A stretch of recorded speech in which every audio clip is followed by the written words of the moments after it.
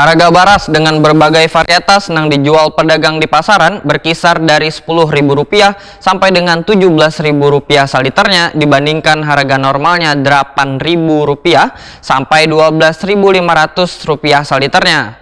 Kenaikan ini berdampak pada tingginya inflasi, namun di sisi lain, kenaikan harga ini justru menjadi kebahagiaan tersendiri bagi seluruh petani di Kalimantan Selatan.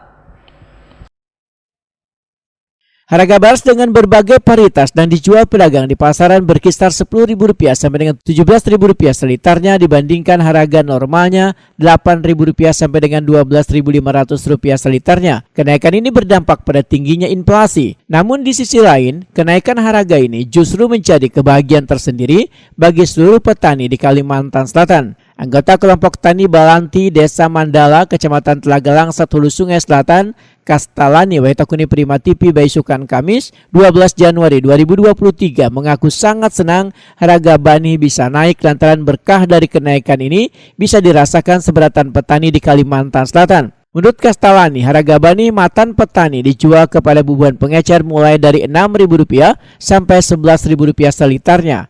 Kastalani meminta seberatan pihak memahami kenaikan tersebut lantaran obat-obatan, pupuk maupun bahan tanam lainnya pun juga naik. Kastalani memedahkan luasan lahan pertanian yang dikerjakan secara berkelompok ini sekitar 36 hektar dengan berbagai jenis varietas mulai dari varietas Mikungga, Ciherang, Super, Sartani, Siam Madu, dan jenis lainnya. Setiap memasuki masa panen mampu menghasilkan sekitar 8 ton sehektarnya.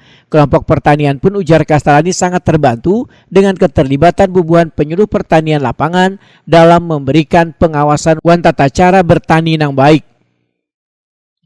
Biasanya per black kayak itu kah atau apa? Per kilo. Per kilo lah. Berapa per kilo? Untuk sementara ini ada yang harga Rp7.000 kan, 6,5. Kalau siam madu sampai 10 sampai 11 sekilonya. Sekilonya. Artinya dengan mahalnya harga benih itu membuat petani cukup bahagia dan senang malah. Alhamdulillah. Bertahan di situ harga atau kayak lebih Bang. Oh, lebih. Nah, soalnya kan obat-obatan mahal. Naikkan jualan. Larang.